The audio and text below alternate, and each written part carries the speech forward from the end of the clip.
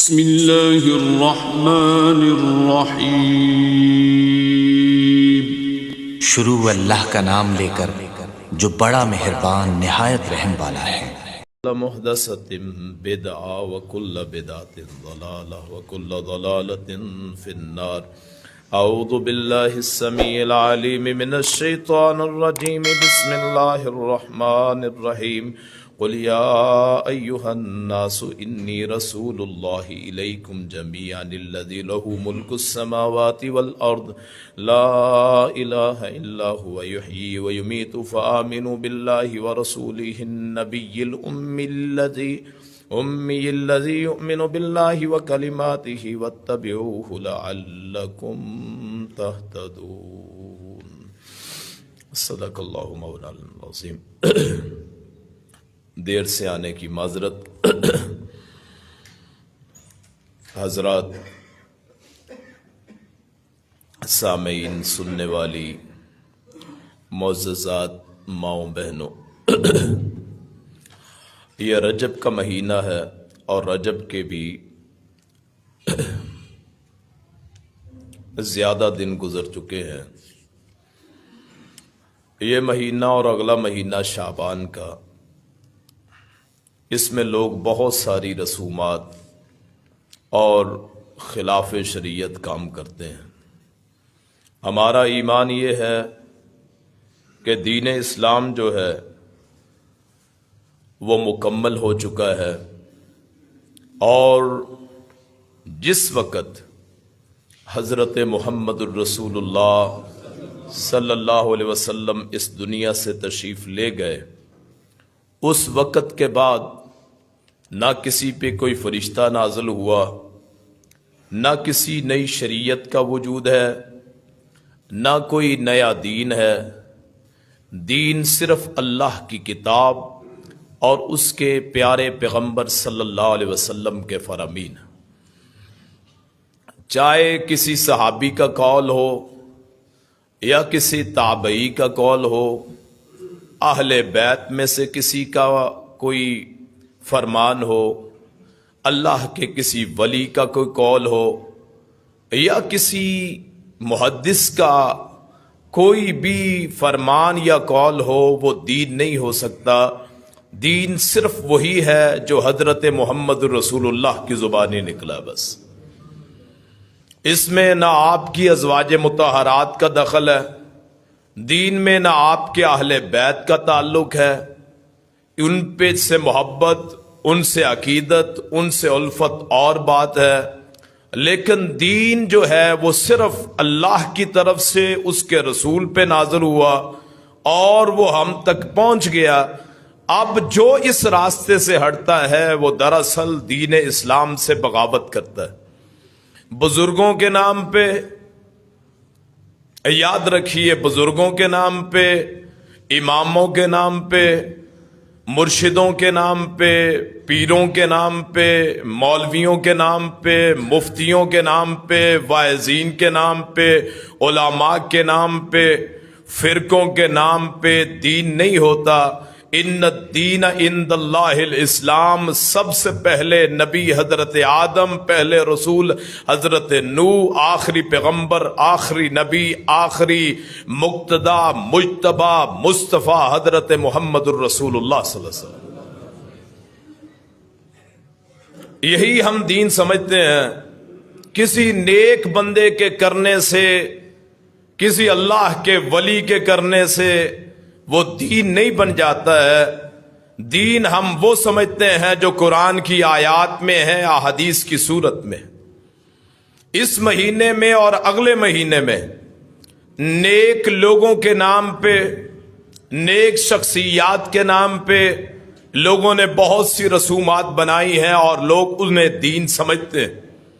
جہاں میں سمجھتا ہوں لوگوں میں تفرقہ نہیں پھیلانا چاہیے، لوگوں میں نفرت نہیں پھیلانی چاہیے، وہیں مجھ پہ اور آپ پہ حق ہے کہ سچی بات سننی بھی چاہیے، اس پہ عمل بھی کرنا چاہیے۔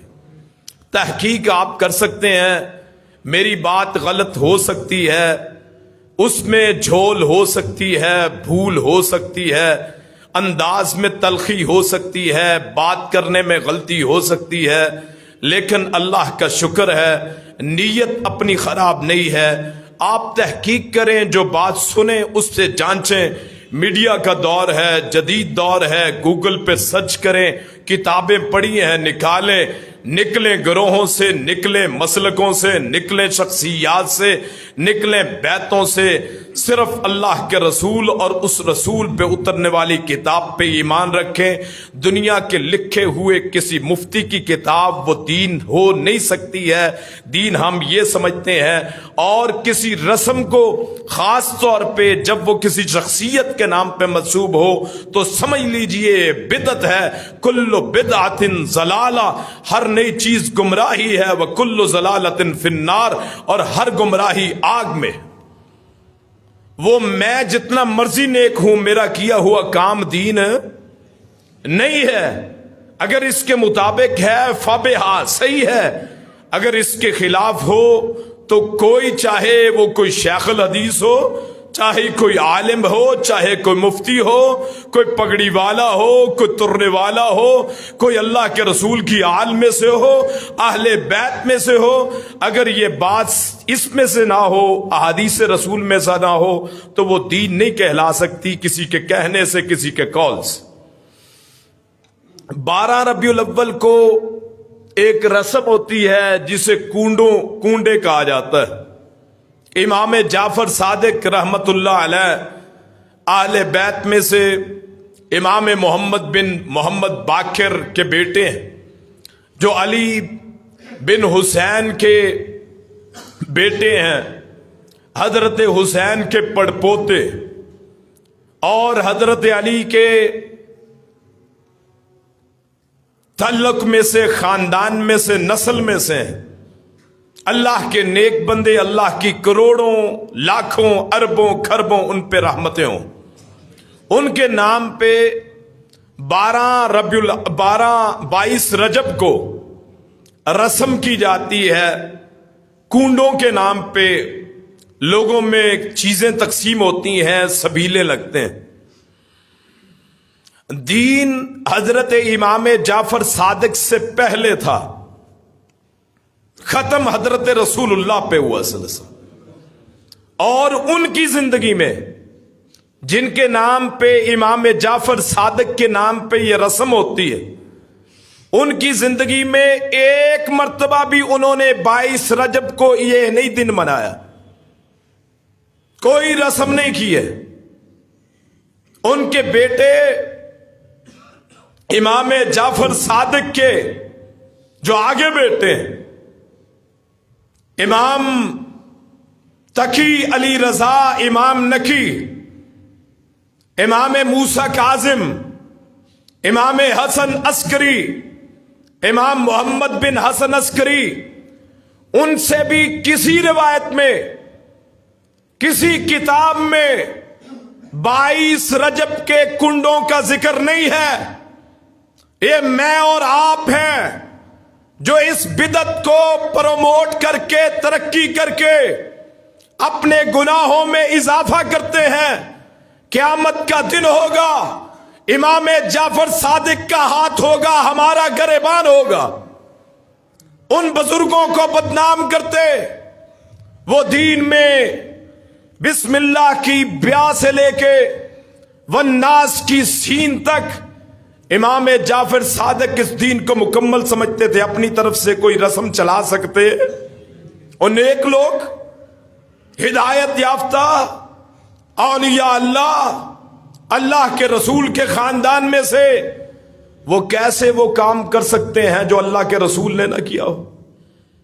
یہ 22 رجب، اور پھر اگلا مہینہ آتا ہے 15 شعبان ہوتی ہے، اسے شب برات کے نام پہ روزہ، چلو کوئی مسئلہ نہیں ہے، عبادت کوئی مسئلہ نہیں ہے، کسی دن میں بھی روزہ رکھا جا سکتا ہے سوائے عید کے، کسی مہینے میں عبادت کی جا سکتی ہے، کسی رات کو آپ اپنے لیے استغفار کر سکتے ہیں، قیام کر سکتے ہیں، نماز پڑھ سکتے ہیں، رکعات کا اہتمام کر سکتے ہیں، کوئی حرج نہیں ہے، کھلا سکتے ہیں، پلا سکتے ہیں۔ لیکن وہ دن کیا ہم یہ سوچیں جو ہم وقت سمجھتے ہیں کہ وہ اللہ کے رسول کے ہاتھ ہی، کیا وہ دین کا ایسے ہی حصہ ہے جیسے ہم سمجھتے ہیں؟ کیا وہ دین ہے؟ کیا اللہ کے رسول کے دور میں ہوا؟ 15 شعبان کتنی مرتبہ اللہ کے رسول کی زندگی میں آئی؟ نبوت کے بعد 22 مرتبہ شعبان آپ کی زندگی میں آیا۔ 15 شعبان آئی، 22 رجب آیا، 12 ربیع الاول آیا، 10 محرم آیا، نیا سال، مہینے آئے، سال آئے۔ کیا ایک بھی رسم جو ہم کرتے ہیں اللہ کے رسول نے کبھی کی؟ کبھی منایا؟ کبھی کوئی چیز ان دنوں میں تقسیم کی؟ آپ نے فرمایا تھا میں سوموار کو پیدا ہوا اس دن کا روزہ رکھوں گا، کوئی حرج نہیں ہے۔ آپ ہر سوموار کو روزہ رکھیں کہ ہمارے حضور پیدا ہوئے تھے، آپ روزہ رکھتے تھے، آپ بھی رکھ لیں۔ حضور روزہ رکھتے تھے، آپ بھی کر لیں۔ لیکن جو ہم دین سمجھتے ہیں، جو ہم رسمیں کرتے ہیں، ان کا وجود کسی کتاب میں ہے؟ اور وہ بڑے بڑے مذاہب جن کو ہم معتبر سمجھتے ہیں، فقہ حنفی ہے، امام ابو حنیفہ رحمت اللہ علیہ، فقہ حنبلی ہے، امام احمد بن حنبل رحمت اللہ علیہ، فقہ مالکی ہے، امام مالک رحمت اللہ علیہ، فقہ شافعیہ ہے، امام شافعی رحمت اللہ علیہ۔ کیا ان کی کسی قول فعل سے بھی ان رسومات کا وجود ملتا ہے؟ جن کے نام پہ ہم نے مذہب بنائے ہوئے، جن کے نام پہ مسلک بنائے ہوئے، کیا ان کی زندگی میں بھی یہ دن آتے تھے؟ اور اس سے بھی پہلے چلتے؟ آپ کے پہلے خلیفہ کون ہیں؟ حضرت رسول اللہ کے پہلے خلیفہ کون ہیں؟ حضرت ابو بکر رضی اللہ عنہ۔ کیا ان کے دور میں یہ رسومات تھیں؟ دوسرے خلیفہ عمر بن خطاب رضی اللہ تعالیٰ عنہ، ان کے دور میں یہ رسومات تھیں؟ تیسرے خلیفہ عثمان ذو النورین رضی اللہ تعالیٰ عنہ، ان کے دور میں یہ رسومات تھیں؟ چوتھے خلیفہ حضور کے چچا کے بیٹے، آپ کے داماد اور آپ کی نسل جن سے چلی، ان کے دور میں یہ 5 سے 7 مرتبہ حکومت خلافت میں تقریباً 5 مرتبہ یہ دن آتے رہے۔ ربیع الاول کا دن بھی آتا رہا، 12 ربیع الاول کا، محرم کا 10 محرم بھی آتا رہا، 22 رجب بھی آتا رہا، 15 شعبان بھی آتا رہا۔ جو دن ہم مناتے ہیں، کیا مولا علی نے ان دنوں کو منایا؟ کیا ان رسومات کا تصور ہے؟ اور وہ ممبروں پہ چڑھ کے لوگوں کو غلط مسئلے بتانے والے ان مولانا احباب سے، ان واعظین سے، ان مقررین سے ایک التماس ہے، آئیے قبر میں نے بھی جانا ہے، آپ نے بھی، کوئی ایک روایت، کسی ایک روایت میں کہ مولا علی نے ان دنوں کو، ان رسومات کو منایا؟ کیوں جی؟ ہمارے لیے یہی ہے، یہی ایمان کا ہے۔ میرے رسول نے فرمایا تھا علیکم بسنتی وسنت الخلفاء الراشدین المہدیین، تم پہ میری سنت بھی لازم ہے، میرے خلفاء راشدین جو ہدایت یافتہ ہیں ان کی سنت بھی لازم ہے۔ پھر آگے چلتے ہیں، ان کے 2 بیٹے ہوتے ہیں، ایک کا نام حسن ہے، ایک کا حسین۔ حسین حسن مثنیٰ، حسین سبتم من اسباط، اصل نسل۔ کیا ان کی زندگیوں میں دن آئے ہیں کہ نہیں؟ یہی رہے۔ کیا انہوں نے بھی یہ رسمیں کی ہیں کہ نہیں؟ جب وہ نہ کر کے جنتی ہو سکتے ہیں تو ہم نہ کر کے جنتی کیوں نہیں ہو سکتے؟ کیوں دین میں اضافہ کرتے ہو؟ کیوں لوگوں کو بیوقوف بناتے ہو؟ کتنا عرصہ گزر گیا، دین میں کتنی تبدیلیاں ہو گئی۔ لوگوں نے اذان سے پہلے صلاتیں کہنا شروع کر دیں. یہ سچی باتیں ہیں اور ان باتوں کو کرنے کے لیے حوصلہ چاہیے. میں نہ کسی کو گالی دیتا ہوں نہ برا بھلا کہتا ہوں. بات جو حق کی ہے آپ کے سامنے کہتا ہوں. اللہ اکبر. کہاں ہے صلات؟ اذان سے پہلے کس روایت میں ہے؟ فتح مکہ کے موقع پہ حضرت رسول اللہ نے صلی اللہ علیہ وسلم خاندان کے افراد تھے، سب کو پیچھے کر دیا. کہا بلال کہاں ہے؟ کالے رنگ کے بلال جو شین نہیں پڑھ سکتے تھے، اشہدو نہیں کہہ سکتے تھے، اشہدو اللہ الہ الا اللہ کہتے تھے. دل میں خلوص. کہا بلال اس کعبہ کی چھت پہ کھڑے ہو جا، جہاں اس گلیوں کو دیکھ جہاں تجھے کوڑے پڑتے تھے، تو جہاں تجھے مارا جاتا تھا، اس چھت پہ کہہ کے آج اذان کہہ لے. اس اذان بلال میں کہاں صلات کا تصور ہے؟ ابو محذورہ آواز بڑی اچھی تھی، اذان کی نقل کرتے تھے. حضور نے کہا تیری آواز بڑی اچھی ہے، اذان کہا کر. مکے کا مؤذن مقرر کر دیا. ان کی اذان احادیث میں ہے، کہاں صلات کا تصور؟ عبداللہ بن ام مکتوم نبینا مؤذن رسول، پکے مؤذن، ان کی اذان احادیث میں ہے، کہاں صلات کا تصور؟ ہم لوگ دین کو کیا کھلونا سمجھتے ہیں؟ باپ دادا ما الفینا علیہ آبانا جب کہا جاتا ہو جی باپ دادا کرتے تھے، کیا وہ غلط ہے؟ ما وجدنا علیہ آبانا یہ الفاظ کس کے ہیں جی؟ باپ دادا بڑے کرتے تھے. یہ الفاظ ہوتے تھے نبیوں کے مقابلے میں کافروں کے، کہ نبی کہتے تھے ایک اللہ کو پکارو، وہ کہتے تھے جن کو ہمارے بابا و اجداد پوجتے ہیں ہم ان کا کیا کریں؟ جو بندہ کہتا ہے میرے بڑے میرے باپ دادا، وہ دراصل وہ ان کفار کی نکالی کرتا ہے جو پیغمبروں کے مقابلے میں ہوتے تھے. اللہ کے لیے دین کو کھلونا نہ بنائے. کل اللہ کے رسول کے دربار میں جانا ہے تو منہ کالا نہ ہو جائے کہ حضور فرماتے ہیں حوض کوثر پہ نا پانی پینے کے لیے آئیں گے لوگ، جماعتیں آئیں گی. فرمایا میں پانی پلا رہا ہوں گا تو لوگ آئیں گے پانی پیتے جائیں گے، اور جو ایک مرتبہ پی لے اسے کبھی پیاس نہ لگے وہ جنت میں چلا جائے. فرمایا کچھ لوگ آئیں گے پانی پینے کے لیے، میرے اور ان کے درمیان میں دیوار رکاوٹ حائل ہو جائے گی. میں کہوں گا اللہم ہاؤلائے امتی اللہم اصحابی، اللہ میرے امتی ہیں، میرے صحابہ ہیں، میرا کلمہ گو ہیں، میرے کلمہ پڑھنے والے ہیں، ماتھوں پہ محراب پڑے ہوئے ہیں، وضو کے نشانات سے چہرہ چمک رہا ہے، ہاتھ چمک رہے ہیں، پاؤں چمک رہے ہیں، نمازی ہیں، تہجد گزار ہیں، زکوٰۃ دینے والے ہیں، حج کرنے والے ہیں، عمرہ کرنے والے ہیں، نیک ہیں، کلمہ گو ہیں.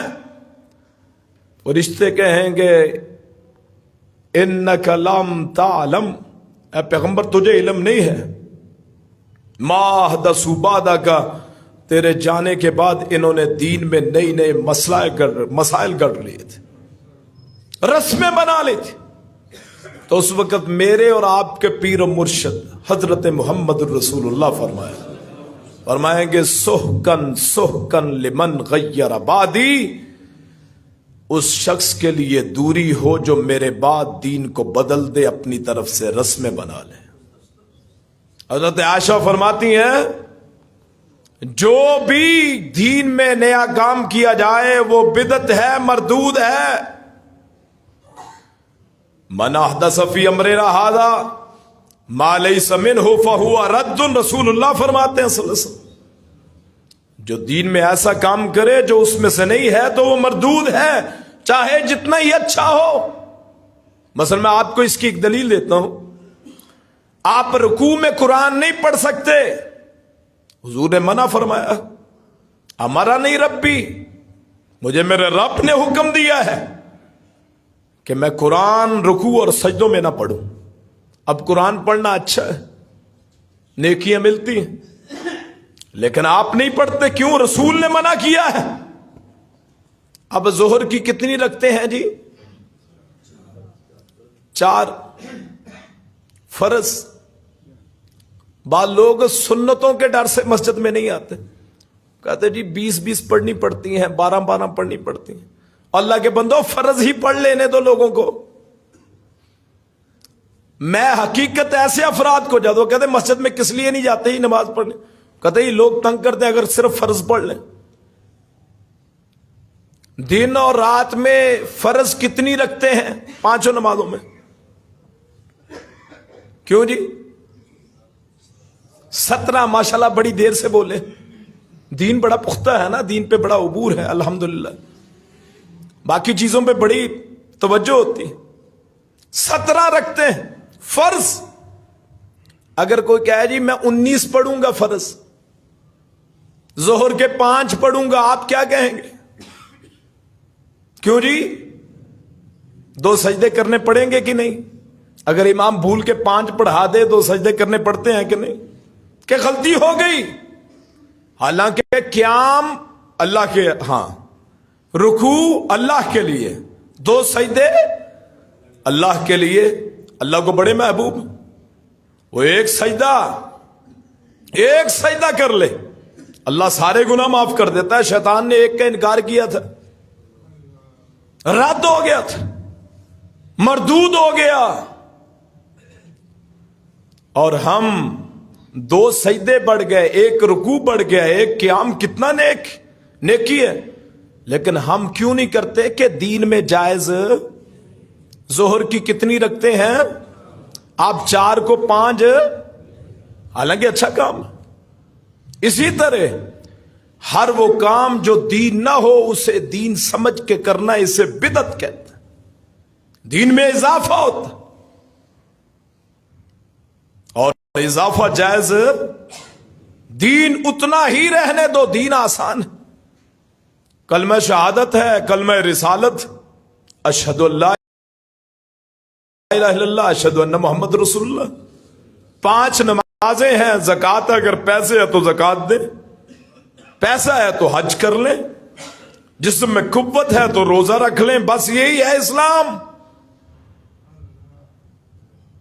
17 رکھتے ہیں فرض جو آپ پڑھتے ہیں، زکوٰۃ ہے 40واں حصہ، عشر ہے 20واں حصہ، 10واں حصہ، حج ہے، روزہ ہے، بس یہی ہے دین۔ یہ ختم، کنڈے، راتوں کو عبادتیں، نام نہاد، تیجے، ساتے، 40 میں، برسیاں، چہلمیں، ان کا دین سے کوئی تعلق نہیں ہے۔ دین تو امیروں کے لیے بھی ہے، غریبوں کے لیے بھی ہے۔ امیر کرتے ہیں، چیلم کر لیتے ہیں، برسیاں کر لیتے ہیں، اور میں اللہ کی قسم رونا آتا ہے کہ زندگی میں اس مریض کے لیے شاید سیب وغیرہ نہ ہو، اس کے مرنے کے بعد اس کے ختم پہ سیب تقسیم ہوتے ہیں، قرض اٹھا کے لوگ رسمیں کرتے، اور مولوی صاحب خوش ہوتے ہیں، ممبر رسول پہ بیٹھ کے جھوٹی احادیث، جھوٹے واقعات، کیا یہ دین ہے جسے ہم دین سمجھتے ہیں؟ اللہ کے بندو، زندگی ایک مرتبہ ملنی ہے، عقیدہ اسلام پہ گزارو، کبھی غیر اللہ کو سجدہ نہ کرو، کبھی رسول اللہ کے علاوہ کسی کی بیعت نہ کرو۔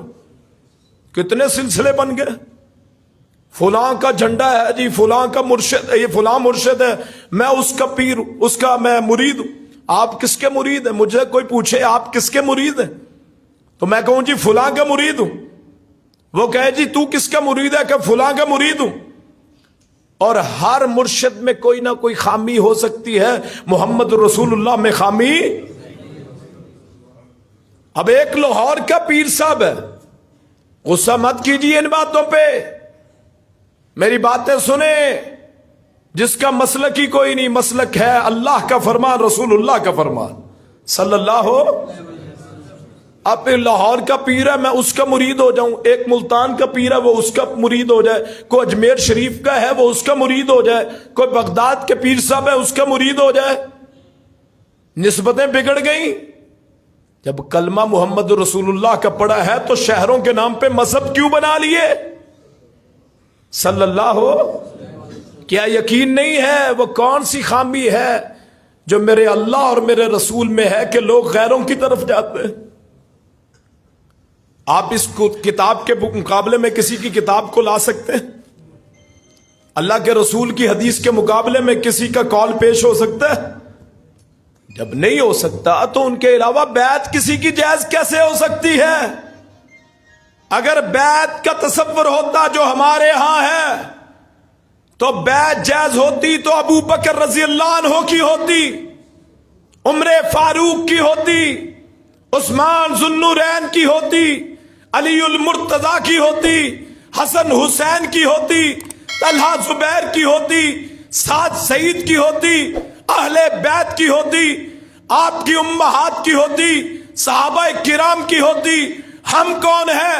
رسول اللہ کی بیعت کرنے کے بعد جب بچہ پیدا ہوتا ہے اس کے کان میں دو کلمات ہوتے ہیں، اشہد ان لا الہ الا اللہ، اشہد ان محمد رسول اللہ، کہ میرا معبود، میرا خالق، میرا مشکل کشا، میرا حاجت روا، میرا بگڑی بنانے والا وہ اللہ ہے، اس کے علاوہ کسی کی عبادت جائز نہیں ہے، اور اطاعت کے لائق صرف محمد رسول اللہ ہے، ان کے علاوہ کسی کی بیعت جائز۔